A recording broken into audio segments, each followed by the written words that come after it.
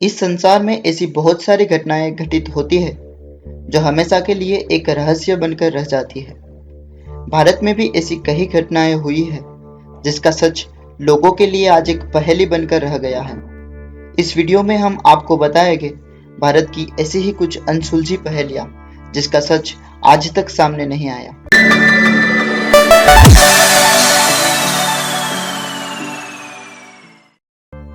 सम्राट अशोक के 9 अज्ञात लोग। सम्राट अशोक प्राचीन भारत में मौर्य राज्यवंश का चक्रवर्ती राजा था। उसके समय में मौर्य राज्य उस समय तक का सबसे बड़ा भारतीय साम्राज्य था। लेकिन उनके जीवन का एक रहस्य अभी भी अनसुलझा है जो अशोक के 9 अज्ञात आदमी के बारे में है। अशोक अपने पूरे जीवन में एक भी युद्ध नहीं हारे, पर 273 ईसा पूर्व में हुए कलिंग युद्ध में 1 लाख लोगों की हत्या कर दी गई। सम्राट अशोक ने भारी नरसंहार को अपनी आंखों से देखा। कहते हैं कि कलिंग युद्ध ने अशोक के हृदय में महान परिवर्तन कर दिया। उसने युद्ध क्रियाओं को सदा के लिए बंद कर देने की प्रतिज्ञा की और उस समय में सम्राट अशोक ने ऐसे 9 अज्ञात लोगों को नियुक्त किया जिनको 9 अलग अलग किताबें दी गई। उन किताबों में माइक्रोबायोलॉजी, गुरुत्वाकर्षण, राजनीति जैसे विषयों का विस्तृत ज्ञान दिया गया था। कहते हैं कि उन 9 अज्ञात लोगों ने अपने ज्ञान की वृद्धि से मौत पे भी विजय पा लिया और वो आज भी हमारे बीच मौजूद है। ये कहानी सच है या मिथ, ये कोई आज तक पता नहीं लगा पाया और ये हमेशा के लिए एक अनसुलझी रहस्यमय कहानी बन गई। प्रहलाद जानी एक ऐसा आदमी जो 75 साल तक बिना भोजन और पानी के रहे।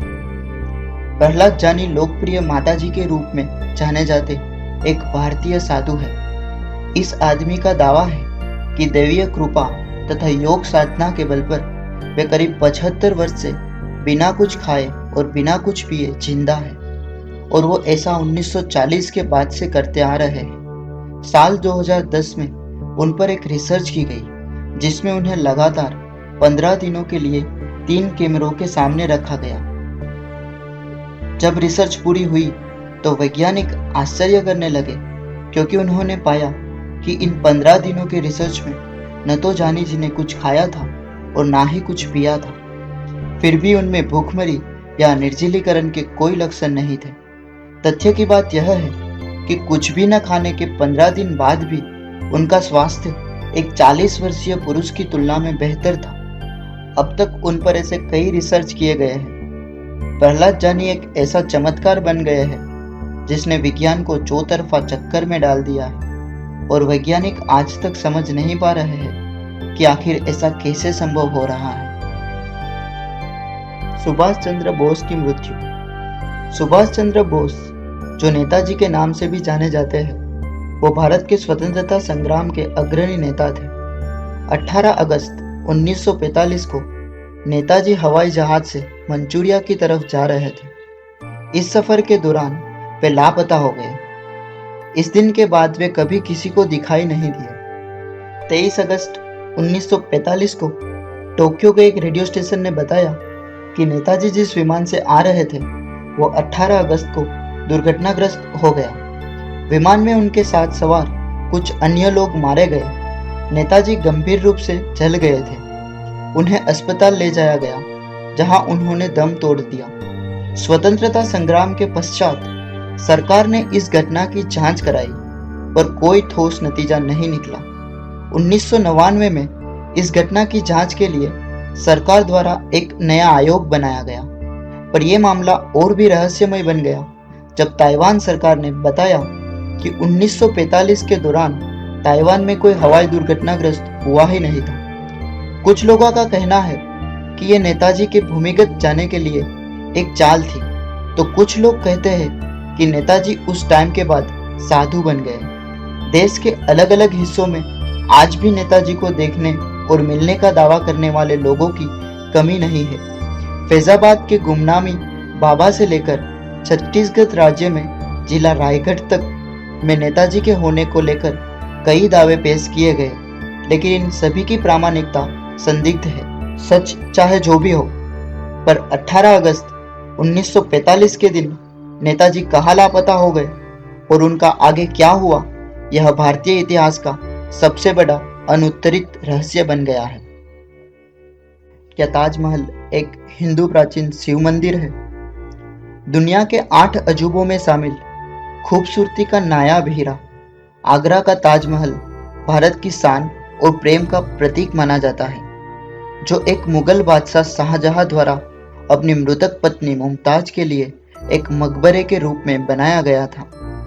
लेकिन नई दिल्ली के प्रोफेसर पीएन ओक का कहना है कि ताजमहल प्रारंभ से ही बेगम मुमताज का मकबरा न होकर एक हिंदू प्राचीन शिव मंदिर है, जिसे उस समय तेजो महालय कहा जाता था।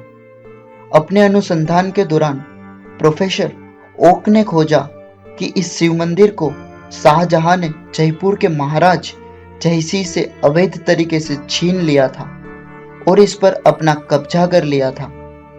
इस जानकारी से यह बात और भी उलझ जाती है कि जयपुर के पूर्व महाराज के गुप्त संग्रह में वे दोनों आदेश अभी तक रखे हुए हैं, जो शाहजहां द्वारा ताज भवन समर्पित करने के लिए राजा जयसिंह को दिए गए थे। प्रोफेसर पीएन ओक अपनी पुस्तक Taj Mahal is a Hindu temple palace और ताजमहल द ट्रू स्टोरी में 100 से भी अधिक प्रमाण और तर्कों का हवाला देकर दावा करते हैं कि ताजमहल वास्तव में शिव मंदिर है, जिसका असली नाम तेजो महालय है। ये सच है या झूठ, ये तो एक शोध का विषय है, पर यह कहानी भारत के लोगों के लिए हमेशा के लिए एक पहेली बनकर रह गई है। दिल्ली का रहस्यमय मंकी मैन। यह घटना दिल्ली से संबंधित असंख्य रहस्यमय और अनसुलझी घटनाओं में से एक है, जिसने दिल्ली के लोगों की रातों की नींद हराम कर रखी थी।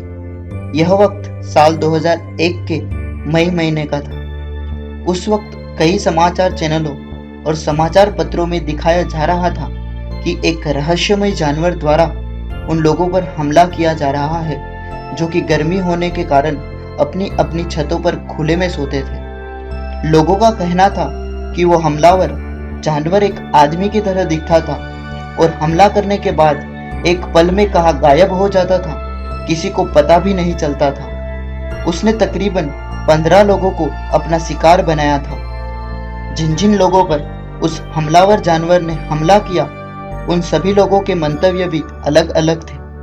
कुछ लोगों का कहना था कि वह जानवर 4 फीट लंबा था और उसने काले कलर का कोट पहना हुआ था। वहीं कुछ लोगों ने कहा कि वो 5 से 6 फीट लंबा था, उसने धातु की हेलमेट पहन रखी थी और उसके पंजे भी धातु के ही थे। उसकी लाल आंखें चमक रही थी और उसके सीने पे 3 बटन लगे हुए थे। इन गवाहों के आधार पर दिल्ली पुलिस ने मंकी मैन का एक स्केच भी बनवाया था, लेकिन वह कभी भी पकड़ा नहीं गया और इन वारदातों के बाद मंकी मैन कहाँ गायब हो गया, वह पहेली आज भी अनसुलझी है। अगर आपको ये वीडियो अच्छा लगा हो तो लाइक कीजिए, शेयर कीजिए और प्लीज़ हमारे चैनल को सब्सक्राइब कीजिए, ताकि हम ऐसे ही रोचक वीडियो लाते रहें।